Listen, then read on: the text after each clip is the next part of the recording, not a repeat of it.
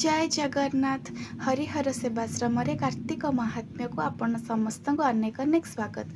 कार्तिक महात्म्य पंचम अध्याय। शुक उवाच एमंत कृष्ण वाक्य शुणी से शक्राजितर दुलणी पुछन्ति पति स्नेह घेनी भोनाथ कह पुण्य ध्वनि। कार्तिक महात्म्य दुर्लभ जे धर्म भावरे सुलभ जे धर्म कथा विधि कृत्य कही संतोष कर चित्त कहन्ति करुणा सागर भो प्रिय शुण धर्म सार। पूर्वे जे पृथु चक्रवर्ती सूर्य वंशरे उत्पत्ति कृत जुगरे महाराजा सुखे पाळई जन प्रजा।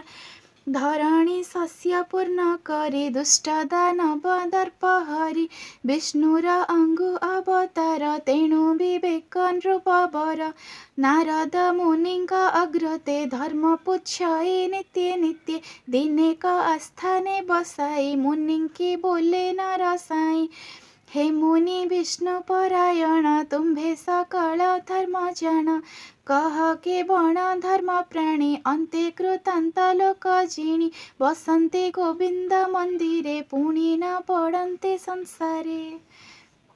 कार्तिक महात्म्यर ये पंचम अध्याय आरंभ रे शुक मुनि जे कि कार्तिक महात्म्य शुणाउचंती शुद्धिजन माननकु बुद्धगण को सी एठारे कहउचंती। देवी सत्यभामा श्रीकृष्ण को पुनर्बार प्रश्न करिचंती जे ए कार्तिक महात्म्य जे केते दुर्लभ ए कार्तिक मासरे कार्तिक व्रत पालनर विधि संपर्क रे से जानिबा पई चाहिचंती। तेबे भगवान श्रीकृष्ण सत्यभामा को कहिचंती जे पूर्व काल रे पृथु नामक जने राजा थिले सी भी ए समान प्रश्न नारद मुनि को करिचंती। से पृथु नामक राजा एक अत्यंत प्रजावत्सल दयावंत एवं साहसी राजा थिले जी कि निजर राज्य को शस्य श्यामला भी करई पारिथिले दुष्ट दानव मानक कबलर भी रक्षा करि पारिथिले। तबे सी नारद मुनि को प्रश्न करचंती पृथु राजा जे आमे किपरि भाबरे कौन कले नारायण सानिध्य पाई परिबा वैकुंठपुर रे नारायण संगे बास करि परिबा मते बुझाई कहतु। तेबे नारद मुनि पृथुराजा को कौन कहिचंती ताहा एठारे श्रीकृष्ण सत्यभामा को सुनाउछंती।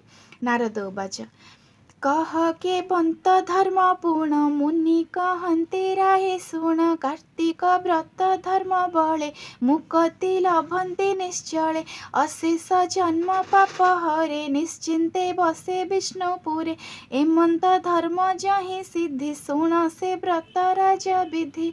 नारद मुनि पृथुराजा को कहउचंती जे केवल गोटे उपाय अछि जहाद्वारा आम सहजरे नारायणଙ୍କର सानिध्य लाभ करिपरिबा सी होचे कार्तिक व्रत। कार्तिक मासरे जे निष्ठापर भाव में कार्तिक व्रत को पालन करे से मुक्ति भी लाभ करे तार जन्म जन्मर पाप भी क्षय हुए एवं से विष्णुपुर रे जाकि बास करिपारे। पूर्वे विधाता पद्मजुनि विष्णु आदेश शिरे घेनी अमर सभा मध्य बसे कार्तिक धर्म पर संसे। जहा कहिले विधि मते से कथा शुणा एक चित्ते आश्विन शुक्ल एकादशी कार्तिक व्रत उपवासी व्रत करिबे जेउ जन संकल्प इच्छी से ही दिन।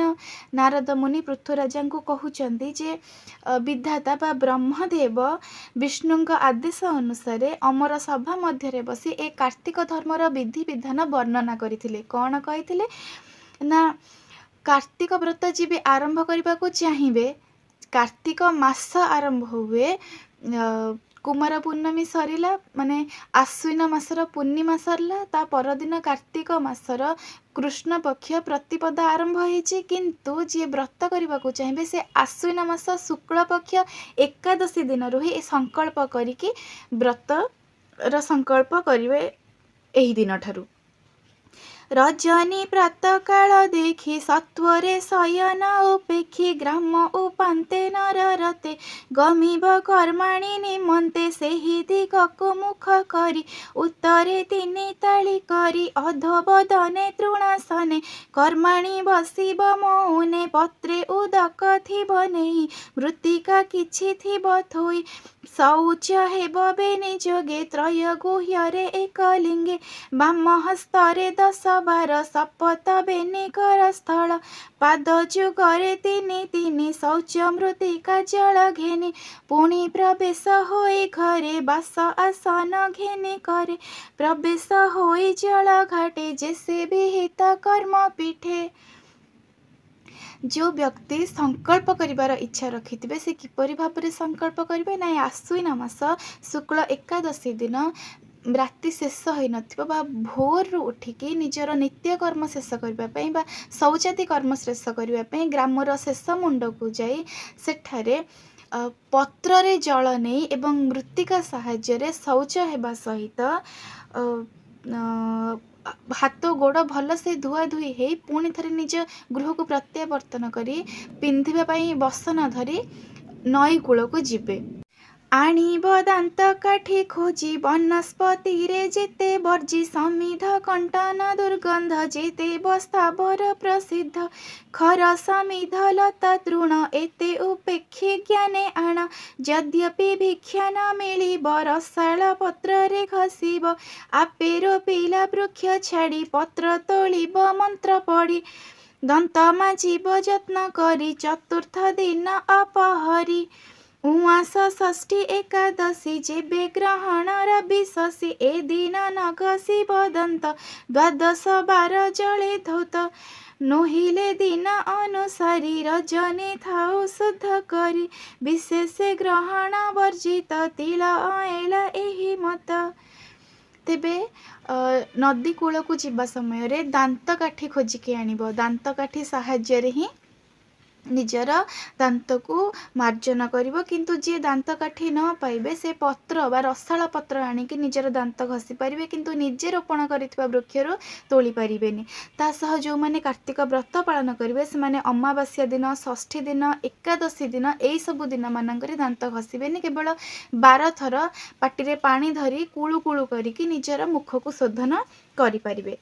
नाभि प्रमाणे जले पशि स्नान करिब मंत्र घोषी सुमरी देव जनार्दन व्रत करिब निवेदन हे देव देव लक्ष्मीपति ए मोर व्रत तब प्रीति कार्तिक प्रात स्नान फल सुदया करी आदि मूल अशेष जन्म पाप हर दुख नाशन बाना तोर एमंत बोली स्नान सारी सूर्य अवलोकन करी स्तुति करी जोड़ी कर बोलिब त्राही दिनेश्वर तू देव दामोदर मूर्ति कार्तिक मास जले स्थिति मुक्ति प्रसरे तब तलु मोते उद्धर भाव जलु एमंत बोले स्तुति करी जल अंजलि करे धरी आदित्य देव जल दान बोलिब नाम निरंजन संज्ञा वल्लभ ज्योतिर्मय मोर दुरित कर क्षय। दांत मार्जन कर सारिबा परे नदी जल रे प्रवेश करिकी निजर नाभि पर्यंत जल रे प्रवेश करिकी स्नान करिबो। स्नान समय रे नारायण पाखरे निजर व्रत को अर्पण करिबो जे हे देव हे लक्ष्मीपति मोर ए व्रत मु तुम प्रति थिबा अहेतुक स्नेह और प्रीति कारण मु करुची ए कार्तिकर स्नान फल सकाळु उठिकी मु ए जो स्नान करुची ए आपण दया करंतु जे एहा द्वारा मोर समस्त कष्ट नाश हम मु मोर अशेष जन्मर पाप क्षय करी आ हे दुख नाशन बन मत रक्षा कर एहीपरि भाव में स्तुति करिकी नारायण को स्नान करिकी आंजुली द्वारा सूर्यदेव को अर्घ्य प्रदान करवा। सूर्य होचंत नारायण ना सूर्य होचंती नारायण रूप गोटे से सूर्य को सूर्य नारायण बोली भी कह जाए तेणु यहीपरि भाव में स्नान सारिकी सूर्य को आंजुली द्वारा अर्घ्य प्रदान करके सूर्यदेव को प्रणाम करी कहब जे हे नारायण हे सूर्य नारायण हे देवदेव आपण होचंती दामोदर ए जल ए कार्तिक मासरे आपण जल रे स्थित रुहंती दामोदर रूप रे तेबे आपण मते ए भव सागर रो उद्धार करंतु। एहीपरि भाव में स्तुति करी आदित्य को जल देकी प्रार्थना करिवो हे सूर्यदेव हे सूर्य नारायण हे देवदेवेश हे कृपामय मोर दुख तुम्हें क्षय कर बोली एमंत बोले स्तुति भणी स्नान फल लाभ पुणी पुष्करिणी रे पंचगुण नदी रे 10 परिमाण तीर्थे जे स्नान करे जाई लक्ष्य गुण रे फल पाई कार्तिक मासरे गृहरे स्नान अपेक्षा कौन जलाशय को जाकि स्नान करने अत्यंत भल फलदायक बोली कहुई। जदि कौन भी व्यक्ति पुष्करिणी जाकि कार्तिक मासरे स्नान करती से तार 5 गुण फल पाइबा समय जे नदी स्नान करती से तार 10 गुण फल पाई था। किंतु जो व्यक्ति महोदधि किंबा कौन तीर्थ स्थान जाकि स्नान करती से तार 100 गुण फल पाई था। एमंत स्नान फल आदि बहिबा वस्त्र बन विधि न पिंधि कला रंग बास शुक्ल बसन विशेष अथवा पीत वस्त्र पिंधि आबर वस्त्र नहे सिद्धि तहु देवताल ये जीव जे देशे थिब जेउ देव विशेष हरिहर आल एबेने देवंकर मूल। स्नान कर सारिबा परे सूर्यदेव को अर्घ्य प्रदान कर सारिबा परे किपरि भाବରେ वस्त्र परिधान करबा ताहा एठारे कुहा जायछि जे कला रंगर वस्त्र आदौ भी परिधान्य नुहे केवल शुक्ल रंगर वस्त्र ही परिधान करि परिबो जणे कार्तिक मासरे स्नान करि सारिबा परे। किंतु जा पाखरे शुक्ल वस्त्र नथिबो से पीत वस्त्र भी धारण करि पारंती कारण महाप्रभु जगन्नाथंकर भी अत्यंत प्रिय होछि पीत वस्त्र बा हलदिया रंगर वस्त्र। तापरे स्नान करि सारिबा परे ता सेही स्नानस्थली निकटरे थिबा जे कौनसी देवालय को जाइकि से देवता को दर्शन करें। किंतु जदि ताहा हरिंकर बा हरंकर मंदिर होइथिबो तेबे ताहा सर्वोत्कृष्ट। किंतु नहेले जदि कौनसी भी मंदिर थिबे जाइकि सेठी देवता को दर्शन करि परिबो। अच्छा एइथिरे ही ए कार्तिक महात्म्य रे ही श्री कृष्ण निजे सत्यभामा को कहिसेंती जे से पृथ्वी पृष्ठ रे 5टी रूप रे पूजा पाती। गणेशंक रूप रे देवी दुर्गांक रूप रे हरि हर एवं सूर्य नारायण रूप रे। तेबे हरिंक मंदिर बा विष्णु मंदिर शिव मंदिर माँ दुर्गांक मंदिर गणेशंक मंदिर जो भी मंदिर थिबो से पाखे जाइए दर्शन करवा। एठी देवतालय केवल देवता नुहे माँ शक्ति बा माँ दुर्गांक मंदिर भी दर्शनीय बोली कहा जाइछि। देवता कर दर्शन निवेशी पूजा द्रव्य मान गंध चंदन पुष्प फले धूप दीपादि जेबा मिले विधि उपाधि द्रव्य पूजी जे देव जेउ पुष्प वर्जी।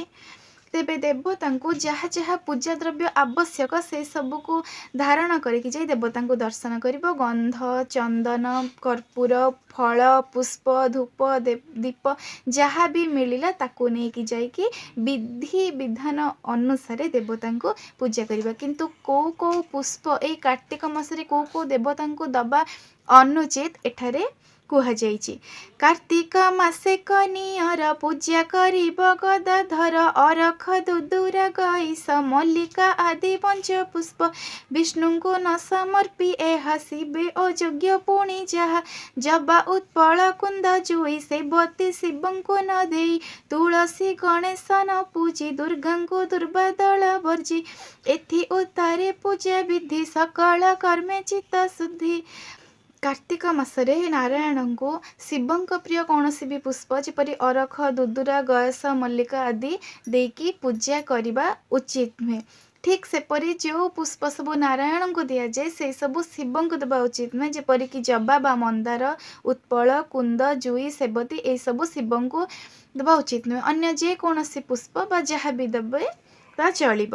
ता सह कार्तिक मासरे गणेश को तुलसी द्वारा पूजा करने अनुचित एवं माँ दुर्गा को दुर्बादल बा दुब देकी पूजा करने अनुचित बा दबा उचित नुहे। तापरि भाबरे पूजा किपरि भाबरे करबे यार पूजा विधि किपरि रहिबो।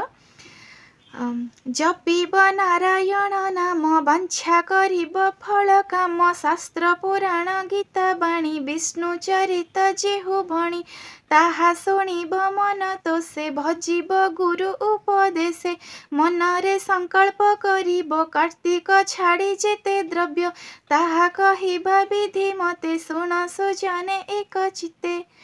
तेबे ए पूजा करि सारिबा परे नारायण को प्रणाम पूर्वक निजर मनोवांछा जणेकी ए संकल्प करिब जे मु व्रत आरंभ करिबी बोली। ता सहित विष्णुंकर चरित बा विष्णुंकर तांकर मुख निसृत जेकोसी भी पुराण एमतीक श्रीमद् भगवत गीता भागवत शास्त्र जहाँकि नारायण चरित वर्णित बा नारायण मुखरू निर्गत से सब पुराण आम पढ़ी परिबा। कार्तिक मासरे भी कार्तिक व्रत संकल्प करने समय भी ता सहित सबुठ उपरे आसिला जी भी व्रत करेंगे तांकर गुरु थिबा आवश्यक। से गुरु को उपदेश नहीं कि व्रत करेंगे गुरु पाखरे अर्पण करिकी बा नारायण को अर्पण कला परे निजर व्रत को ए गुरुंकर मार्गदर्शन अनुसार ये संकल्प करेंगे। ता सह कार्तिक रे जेते द्रव्य छाड़ करने कथा ताहा भी एठारे उल्लेख करा जायछि परवर्ती अध्याय रे। ता सहित एठारे गोटे भल कथा या कहबी जे गुरु समस्ते गुरु करती गुरु जो माने करती से माने संकल्प करि परिबे व्रत करि परिबे। एमिति कि तुलसी पूजा सूर्य पूजा बिना गुरु रे करा जाएनी बोली मध्य पुराण रे वर्णित अछि। किंतु जहाँ को गुरु मिलु नाहंती बा जे गुरु करबा कोन जानि नाहंती से श्री कृष्ण को बा महाप्रभु जगन्नाथ को निजर गुरु करिकी समस्त संकल्प सबु विधि विधान करि परिबे। कारण सी होचंती जगत गुरु भगवान बा नारायण श्रीकृष्ण बा महाप्रभु जगन्नाथ सी होचंती जगत गुरु जी सांसारिक गुरु पाई पारु नाहंती से नारायण को गुरु करिकी निजर समस्त संकल्प पूजा विधि करि परिबे। ताहा कहिबा विधि मते शुण सुजने एक चित्ते ए पद्म पुराण उकत उत्तर खंडे सारसत्व श्रीकृष्ण सत्य सनिधने कहन्ति कार्तिक वर्णने से पति पत्नी पद तले अनेक जन्म तप फले नमयी महादेव दास करुणा कर वेद बस। पद्म पुराणरू आनीत एही कार्तिक महात्म्यर पंचम अध्याय को एठारे शेष करिकी महादेव दास कहउचंती जे श्रीकृष्ण सत्यभामा चरण रे मोर मन थाउ तांकरी नाम को भजिकी से यही पंचम अध्याय कोठारे शेष करिसेंती। आउ से श्रीकृष्ण सत्यभामा चरण रे मन लगेले अनेक जन्मर तप क्षय होइथाय बोली मध्य उल्लेख अछि। हे करुणाकर हे पितवास हे देवदेव हे देवनिवेश हे जगन्नाथ हे श्रीकृष्ण रक्षा कर तुम चरण रे समस्त को रखिथा। जय जगन्नाथ जय जगन्नाथ जय जगन्नाथ।